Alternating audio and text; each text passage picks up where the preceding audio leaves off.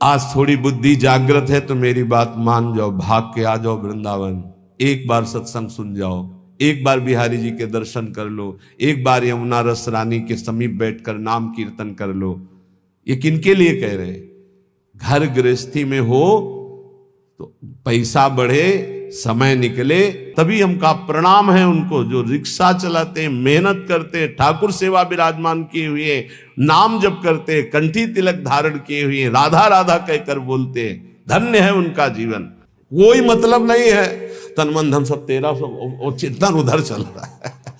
उसको अपने कार्य में जाला है, हल जोतला है, या अपनी ड्यूटी में जाला है, या भगवत प्राप्ति चिंत। बहुत बहुत बहुत धन्यवाद है जिनको गृहस्थी में रह के भजन करते हैं। आप गृहस्थ धर्म में रह करके यदि नाम जप करते हैं, आप गृहस्थ धर्म को बहुत हल्के में ना ले। भगवान का अवतार भी गृहस्थ धर्म में ही हुआ है। भगवत क्षेत्रों की यात्रा करो, वहां संयम पूर्वक पुण्य अर्जन करो, नाम जप करो, तो तुम्हारा परम मंगल हो जाएगा। अगर कुछ भी अर्थ तुम्हारे पास ज्यादा है, 4 घंटे नाम कीर्तन बैठलवा दो। तुम नहीं कर सकते हो निरंतर नाम जप, तो ऐसे संयोग बैठा लो, भजन करने वालों को सुविधा दे दो।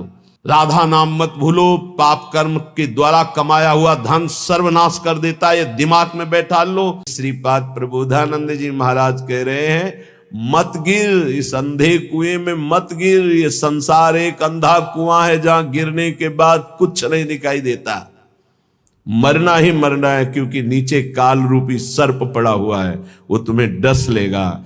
गृहांध कूपे पतितः, डस क्या लेगा? उसने डस लिया है, बस लीलना बाकी रह गया है। कितना? बोले 50 साल का हो गया। अब पता नहीं 50 मिनट है कि नहीं है, वो बस एक झटका लगना है, अंदर गए। जय श्री हरिवंश प्रपंच बंच सब काल ब्याल को खायो। काल रूपी सर्प ने तुम्हें पकड़ रखा, खा गया। 40 साल खा गया तुम्हारे, 50 साल खा गया, 60 साल खा गया। अब कितने सेकंड है, कितने मिनट है, कुछ पता नहीं। जल्दी करो। श्याम श्यामा पद कमल संग सिर नायो, किसी भगवत प्रेमी महात्मा के आज्ञा के अनुसार चल दे। ये संसार एक बहुत गहरा अंधकार में कुआं है। दूसरे रूप में देवर्षि नारद जी प्रचेता गणों से कहते हैं कि तुमने एक छिद्र देखा है? जिस छिद्र में प्रवेश होने के बाद आज तक कोई लौटा नहीं, उसी छिद्र में सारा संसार जा रहा है। माया अंधकार, इसमें जब से सृष्टि हुई तब से आज तक हम नहीं लौट पाए, अपने स्वरूप में नहीं आ पाए, अपने प्रभु के पास नहीं आ पाए। ये तो असीम कृपा प्रभु की हमें सत्संग मिल रहा है, नहीं हमें होश ही नहीं रहे कि मुझे करना क्या है, क्या कर रहा हूं, क्या नहीं करना चाहिए, क्या करके मुझे अपने स्वरूप की प्राप्ति होगी, कहां जाना है, मैं कौन हूं, कौन मेरा है, कोई मतलब नहीं, बस बढ़ा चला जा रहा है इस अंधकार में, छिद्र में। प्रचेता गणों को वैराग्य होता है देवर्षि नारद जी के उपदेश से। अगर साधु संग ना मिले तो कोई संसार रूपी अंधे कुएं से निकलना ही नहीं चाहता, अच्छा लगता है। गृहांध कूपे, ये गृहस्थी बहुत सुंदर साधन है भगवत प्राप्ति का, बहुत सुंदर साधन है। यदि सुलझ करके संत संग करते हुए संतों के द्वारा बताई रहनी से रहा जाए तो घर में ही भगवत प्राप्ति हो जाए, गृहस्थ धर्म में। पर बहुत कठिन है। ग्रह कारज नाना जंजाला, तेति दुर्गम शैल विशाला। कलह, अशांति, तृष्णा, वासना, कामना, नाना प्रकार की समस्याएं, नाना प्रकार की चिंताएं, नाना प्रकार की आवश्यकताएं इतनी माया फेंक देती है कि घर गृहस्थी में उलझा हुआ व्यक्ति ये सोच ही नहीं पाता कि मेरा जन्म किस लिए हुआ है। सच्ची कहते हैं आपसे, कभी हमने सुना ही नहीं कि भगवत प्राप्ति करनी है या भगवत प्राप्ति क्या है, कोई चर्चा नहीं सुनी हमने। बस वही जहां 4 लोग बैठेंगे, यार तुम तो बड़े भाग्यशाली भय, अपने लड़का का ब्याह कर लिया, अब कोई मिले तो यार हमारे भी लड़का करवा दे। यही प्रपंच की बात है, यही प्रपंच। हमने तो गाड़ी खरीद ली, हमने मकान बना लिया, हमने बस यही उपलब्धियां, यही जीवन का लाभ, कोई भजन, कोई भगवत प्राप्ति या कोई आवागमन से मुक्ति की बात कहीं आपको नहीं मिलेगी। अगर मिलेगी तो भगवत प्रेमी महात्माओं के संग से मिलेगी। ये हमने देखा है, खूब अच्छे से देखा है। सर्दी का समय, आग जला ली, 10 लोग बैठ गए, 4 घंटे वही प्रपंच, एक बार राम कृष्ण हरि, एक बार भी नहीं। किसी के हृदय में भजन की कोई वृत्ति ही नहीं। गृहस्थी में हमने देखा। ये तो बड़े अहोभाग्य हैं जो अपने घर परिवार के सब कार्यों को सुव्यवस्थित करते हुए भगवत आराधना, भगवत प्रार्थना, भगवत सेवा, भगवान नाम जप, अरे हम इनको बहुत धन्यवाद देते हैं। दिन भर रिक्शा चलाते हैं, वृंदावन वास करते हैं, श्री जी की सेवा पधराए हुए हैं। कैसे बताएं कितने सौभाग्य इनके हैं। मरा जा रहा है प्राणी, केवल रुपया पैसा भोग सामग्रियों, मर गया, फिर न जाने कितनी नीच योनियों में जन्म होता है। ये गृह कारज नाना जंजाला, तेति दुर्गम शैल विशाला। बहुत बड़ा पहाड़ है गृहस्थी का, जिसको पार करके भजन करना। गृहस्थी अगर थोड़ा भजन करके धर्म से चले तो उतने से ही भगवान प्रसन्न हो जाएंगे, क्योंकि बहुत कार्य उसके पास है। आप उन समस्याओं को नहीं समझ सकते हैं जो विरक्त भाव में हैं, क्योंकि अपने लोगों ने देखा ही नहीं उस विषय को, बचपन से निकल पड़े। लेकिन थोड़ा अनुमान लगा सकते हैं। जब हम पढ़ते हैं तो जब हमारी पढ़ाई की फीस, हमारे कपड़े, हमारे परिवार के लिए सब आवश्यक सामग्रियां, और वो एक आदमी कमाने वाला, वो भी एक किसान, उसके चेहरे की हालत देखो जब उससे कहा जाता है कि हमारी फीस महीने की दीजिए। हाँ हाँ देखो देंगे। एक किसान आदमी अगर 4 टमाटर खरीदने जाएगा तो गेहूं बेच के उसकी सिंचाई कितना कितना कितना का। एक आदमी नौकरी करता है, उसको एक सीमित अर्थ मिलता है, उससे पूरे परिवार का। वो भजन, भगवत प्राप्ति, मोक्ष प्राप्ति, अरे भूल जाओ, कहीं कोई चर्चा नहीं। हमने देखा है, कोई चर्चा नहीं। प्रथम वर्ण में जन्म हुआ है तो भाई थोड़ा तो हुए, सुनो जल्दी तैयार, ओम जय जगदीश सर, जल्दी तैयार करो, कोई मतलब नहीं है। तन मन धन सब तेरा, सब चिंतन उधर चल रहा है।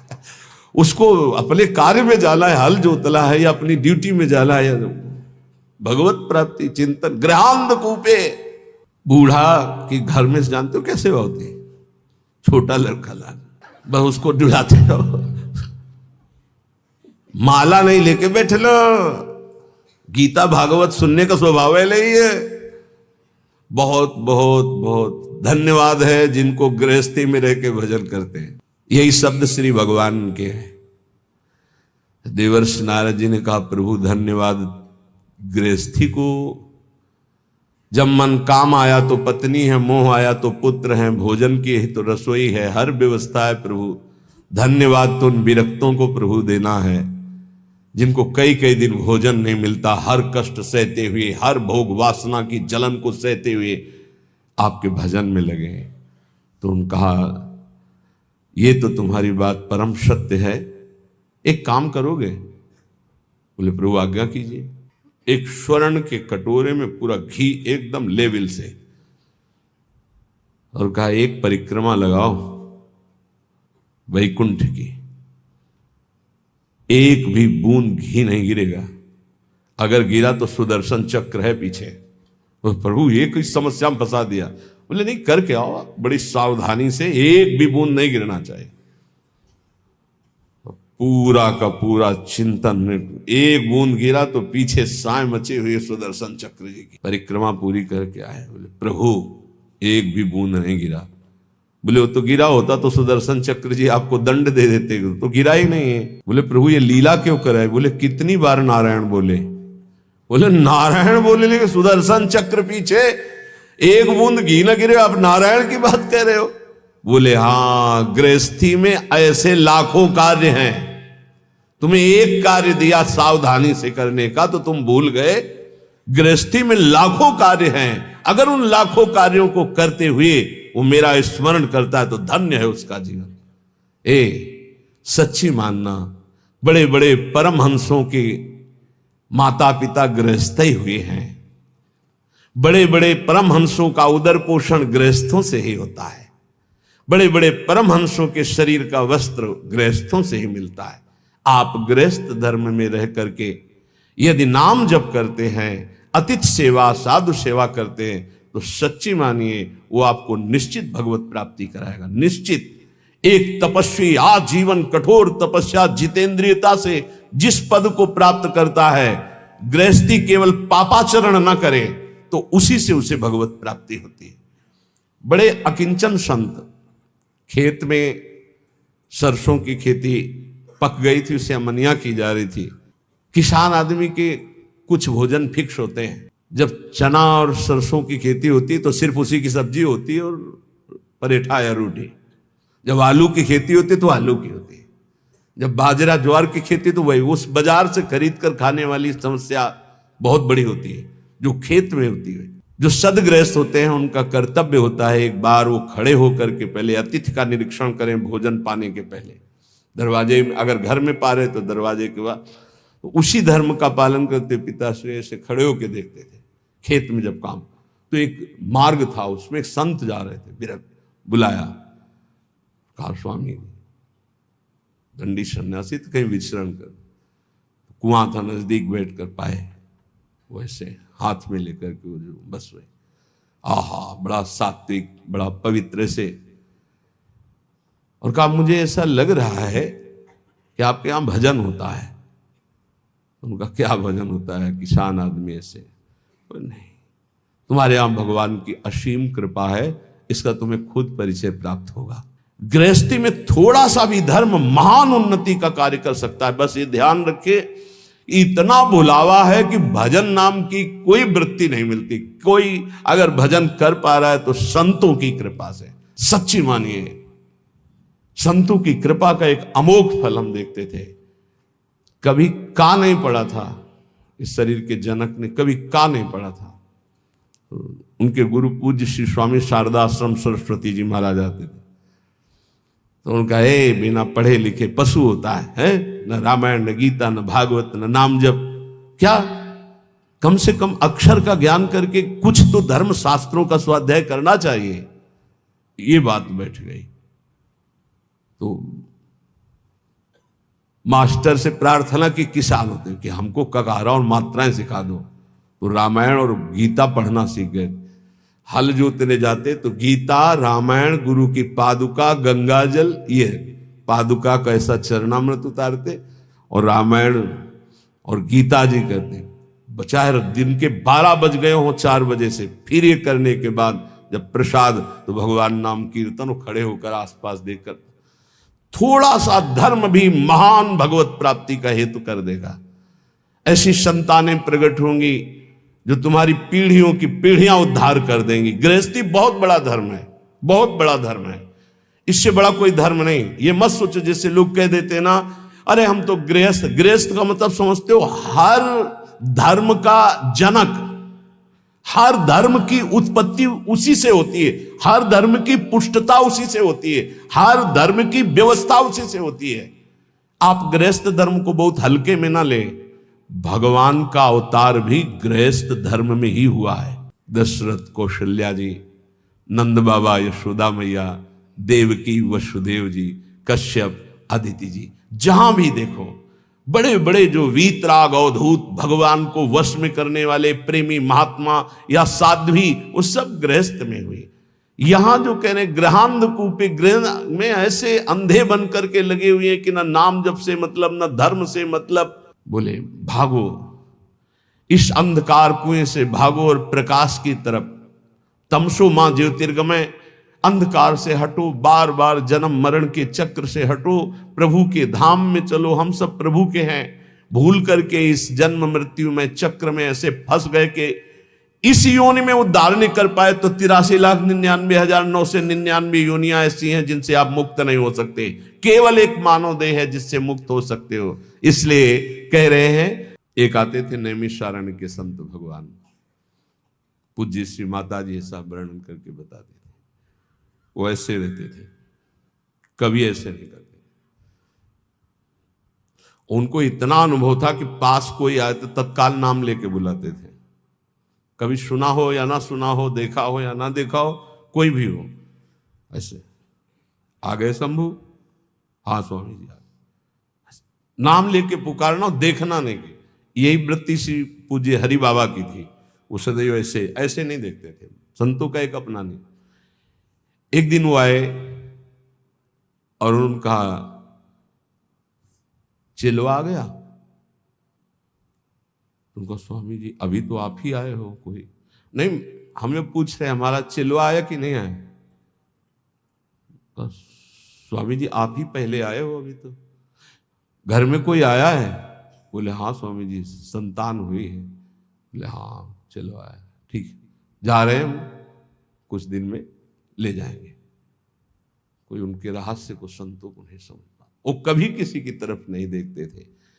अगर गृहांधकूप से कोई मुक्त करने के लिए है तो संत जन। आज हमारा ये दुर्भाग्य हो रहा है, पहले सौभाग्य था कि संत जन विचरण करते हुए गांव गांव घर घर को पावन करते थे। अब कलयुग का ऐसा प्रताप है कि गांव गांव में घेर कर मार डाले जाएंगे, जैसे जंगली पशु को मार डालते हैं ना, ऐसे संतों को मार डालेंगे। ये बच्चा चोर हैं, ये अमुक चोर हैं, ये अमुक चोर है। ऐसा मलिनता बढ़ती जा रही, तो इसीलिए बड़े बड़े महात्मा सब तीर्थों में वास करते हैं, भगवत धामों में वास करते हैं। सही बात पूछो, संसार से मुक्त करने के लिए भगवत पार्षद ये संत जन ही हैं। जन्मान्य कितने जन्म व्यतीत, असंख्यानि गिनती नहीं है, गतानि में वृथा व्यर्थ चले गए। बहुत बार जन्मे बहुत बार मरे, व्यग्रात्मनो देह गृहादि के हया। ऐसे ही मानता रहा हूं कि मेरी पत्नी, मेरे पुत्र, मेरा घर, मेरा मकान, फिर मरे, फिर वही। अद्यापि मुह्याम्यपि बुद्धिमान हम तवैव वृंदाटवी नाम में गति। आज थोड़ी बुद्धि जागृत है तो मेरी बात मान जाओ, भाग के आ जाओ वृंदावन। एक बार सत्संग सुन जाओ, एक बार बिहारी जी के दर्शन कर लो, एक बार यमुना रस रानी के समीप बैठकर नाम कीर्तन कर लो। ये किनके लिए कह रहे हैं? घर गृहस्थी में हो तो पैसा बढ़े, समय निकले तो विदेश घूमने की बात मन में मत लाओ। धर्म क्षेत्रों की यात्रा करो, भगवत क्षेत्रों की यात्रा करो, वहां संयम पूर्वक पुण्य अर्जन करो, नाम जप करो, तो तुम्हारा परम मंगल हो जाएगा। आज ऐसी बुद्धि खराब हो गई कि लाखों रुपया खर्चा करेंगे लेकिन ऐसी जगह देखेंगे जाके जहां बुद्धि और मलिन हो जाए। कहां जा रहे हैं? अमुक देश में जा रहे हैं। काहे के लिए? बोले नेत्र चराने के लिए जा रहे हैं। जैसे लोग बकरी चराने जाते थे, हम नेत्र चराने जाते हैं। हमें बताया गया कि वो बताया कि लाखों रुपए की टिकट लगाएंगे, लेकिन धाम में आकर के, तीर्थ में जाकर, संगम, काशी, कितने पावन पावन पुरिया हैं। 4 दिन का नाम कीर्तन बैठल हुआ हो अखंड, 1000, 2000, 4000 संतों को बैठ के पवाओ, उनकी जूठन पाओ, देखो निहाल हो जाओगे। अर्थ का प्रयोग करना भगवान के कृपा पात्रों को आता है। अर्थ का प्रयोग करना भगवान की कृपा पात्रों, शोधन धन्य प्रथम गति जाकी। भगवान के धामों में आकर नाम कीर्तन करो। हमारी बात मान लो, अगर कुछ भी अर्थ तुम्हारे पास ज्यादा है, 4 घंटे नाम कीर्तन बैठलवा दो। तुम नहीं कर सकते हो निरंतर नाम जप, तो ऐसे संयोग बैठा लो, भजन करने वालों को सुविधा दे दो। श्रीमद् भागवत समर्थ है परम पद प्रदान करने के लिए। 7 दिन संस्कृत से पाठ करवा लो बैठाल के। भगवान की महामहिम वांग्मय मूर्ति श्रीमद् भागवत है, सारे पाप भस्म करके श्री कृष्ण की प्राप्ति कराने में समर्थ है, कोई संशय नहीं। ये लाभ लो। धाम आ गए, यहां के पशु पक्षियों को, मान लो ज्यादा पैसा नहीं, 2-4 किलो चना लिए, फुला दिए, पशु पक्षियों को पवार है, गाय को एक दिन चारा पवा, ये धर्म कार्य करो। लाखों रुपया खर्च करके कहां जा रहे हो संसार को देखने के लिए? भारत जैसी पावन भूमि कहां है? यहां एक से एक ऐसे भजन की वृत्तियां प्रकट हो जाएं, ऐसे धर्म क्षेत्र, तीर्थ क्षेत्र, ऐसे भगवत धाम है। श्रीपाद कह रहे असंख्य जन्म बर्बाद कर दिए, लौटो, एक बार श्री धाम वृंदावन में आ जाओ। तुम्हारे मोह पास को काटने के लिए समर्थ श्रीधाम वृंदावन सत्संग करा देगा। सत्संग ऐसी कैंची है जो मोह पास का नाश करती है। तुम समझ रहे हो कि हमारा यही कर्तव्य है कि इनका पालन पोषण करके खूब चाहे जितना पाप कर्म करें। तो श्रीपाद कह रहे निज सर्वनाश करो। अपने आत्म स्वरूप का सर्वनाश करने वाले, तेरी ये समझ में नहीं आ रहा कि तू जिस पाप कर्म से धन कमा रहा है तो ये तेरा सर्वनाश कर देगा। तू परिवार को अपना सुहृद समझ रहा है, निज जन समझ रहा है, उसके लिए पाप कर रहा है, ये तेरी दुर्गति कर देगा। मरने वाले की अंतिम इच्छा पूछी जाती है ना, क्या अंतिम इच्छा है? ये जो पुण्य का त्याग करके पाप कर्म करते हुए उन्नति को प्राप्त हो रहे हैं, इनकी अंतिम इच्छा पूरी की जा रही है। बहुत बुरी तरह नष्ट होंगे। ये वृंदावन में आप सत्संग में सुन रहे हैं, इसे दिमाग में बैठा लीजिए। पाप कर्म करने पर जो उन्नति प्राप्त होती है, तो जैसे फांसी देने वाले की अंतिम इच्छा पूरी की जाती है, ऐसे तुम्हारी अंतिम इच्छा है ये, भोग लो इसे। क्यों? तुम्हारे सुकृत अब सब नष्ट हो गए हैं। अब जो तुम्हारे पाप कर्म का फल आने वाला है, सर्वनाश का तांडव होगा। आंख खोल करके समाचारों में और संसार में देख लीजिए, कोई भी रहा न कोकुल रोवन हारा। इतिहास साक्षी पढ़ के देख लीजिए। प्रगट में वर्तमान समय में, भूतकाल में, तो भविष्य में भी ऐसा ही होगा।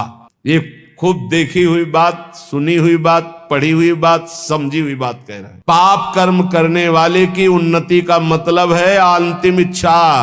अब सर्वनाश का तांडव उसके जीवन में होने वाला है, बहुत बुरी तरह उसका सर्वनाश होता है। इसलिए निज सर्वनाश करो। अपना सर्वनाश करने वाले पाप कर्मों को करके स्त्री पुत्र परिवार आदि की कामनाओं को पूर्ण करने वाले तेरी दुर्गति होगी, तेरे परिवार की दुर्गति होगी। इस बात को समझ। धर्म पूर्वक चल, तो गृहस्थ धर्म से ही भगवत प्राप्ति, सबका मंगल हो जाएगा। असंख्य जन्म व्यर्थ कर दिए, अब ये मानव जीवन तेरा व्यर्थ ना जाए। इसलिए कोई तुझे ऐसा भी समझाएगा, ऋण ग्रस्तो यायाम कथमह वृंदावनमहम। देखो तुम्हें हमारा ऋण है, मातृ ऋण, पितृ ऋण, ऋषि ऋण और भी जगत के ऋण।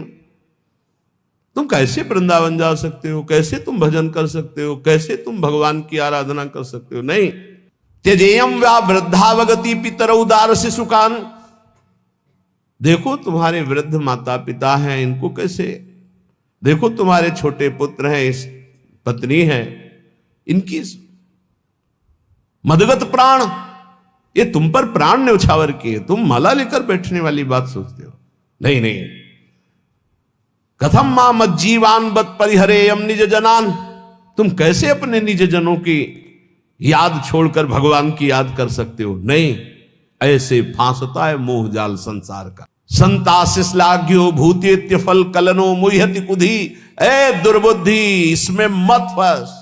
इसका तात्पर्य ये नहीं कह रहे कि भाग करके बाबा जी बन जाओ। इसका तात्पर्य कह रहे इनके द्वारा मोह जाल में फंसकर पापाचरण मत कर। धर्म के द्वारा अपने, तभी हमका प्रणाम है उनको जो रिक्शा चलाते, मेहनत करते, ठाकुर सेवा विराजमान किए हुए, नाम जप करते, कंठी तिलक धारण किए हुए, राधा राधा कहकर बोलते। धन्य है उनका जीवन। पापाचरण करके, धन कमा करके सोचते हो परिवार को सुखी करके हम सुखी हो जाएंगे, कदापि सुख नहीं मिलेगा। संतास लाग्यो भूतेत्य फल कलनु मुह्यति कुदी। अय दुर्बुद्धि, तेरा नाश हो जाएगा। तू समझ नहीं पा रहा, तो भी मोह से युक्त है। इसलिए मानव जीवन, ये अंतिम जीवन हमारा होना चाहिए। जो जो हमारे परिवार में हमारे साथी बने हैं, पत्नी पुत्र, सबका कल्याण करूंगा। जब 21 पीढ़ियां तर जाती हैं तो औरों की बात क्या। हे सच्ची मानो, तुम्हारा इतना महान बल है कि तुम अपने बल को जागृत करो तो तुम पूरे परिवार को क्या, मम भक्ति युक्तो भुवनम पुनातो, पूरे मृत्यु लोक को तारने की सामर्थ्य आ जाती है नाम जपक में। राधा नाम मत भूलो। पाप कर्म के द्वारा कमाया हुआ धन सर्वनाश कर देता है, ये दिमाग में बैठा लो। जैसे तुम्हें कोई बढ़िया खीर दे और कान में विश्वसनीय आदमी बता दे विष मिला है तो खाओगे नहीं, ऐसे ही तुम्हें शास्त्र सम्मत बात बता रहे पाप का धन तुम्हारा सर्वनाश कर देगा, लेकिन तुम ये बात नहीं मानोगे। वो बात तो मान जाओगे कि अगर कोई विश्वसनीय कह दे कि खीर में जहर है, खाना मत, तो बिल्कुल नहीं खाओगे। और ये बड़े बड़े सिद्ध महापुरुष संत जन कह रहे हैं कि पाप का कमाया हुआ धन महान विष तुम्हारे पुत्र, तुम्हारी संतति, तुम्हारे परिवार का सर्वनाश कर देगा। बिल्कुल नहीं मानना। अतरे दिन घटना सुनते हो, बढ़िया गाड़ी में बैठे जा रहे हैं, पूरे बोले 7 लोग जल गए, 6 लोग जल। आप क्यों नहीं समझ रहे हैं? वो जला जला के पाप कर्म के द्वारा किया हुआ जो अर्थ है, उसी गाड़ी में तुम बैठे हो, वही तुम्हें जलाएगा। उस समय दयावसन कहते बहुत बड़ी गलत घटना हुई, लेकिन अगर उसके कर्म को पूर्व में देखोगे और फिर आपको तो ये लगेगा यही होना चाहिए था। बहुत निर्दयता से पाप कर्म करते हैं लोग, बड़े गुप्त रूप से और बड़ी निर्दयता से। फिर जब वो अपना रंग लाता है, तब वो चौड़े पे प्रकाश में जब दिखाई देता है, तो दयालु हृदय ऐसा सोचते हैं कि भगवान बड़ा कठोर है, ऐसा नहीं होना चाहिए। लेकिन आपसे सच्ची कहता हूं, उसके निर्णय में पाई भर चूक नहीं है। जितना होता है बिल्कुल करेक्ट होता है, निर्णय उसका बिल्कुल करेक्ट। वो भगवान है, वो ऐसा नहीं है कि वो इतनी चूक कर दे। हम लोग बहुत गलती करते हैं, इसका सुधार केवल मनुष्य जीवन में ही हो सकता है।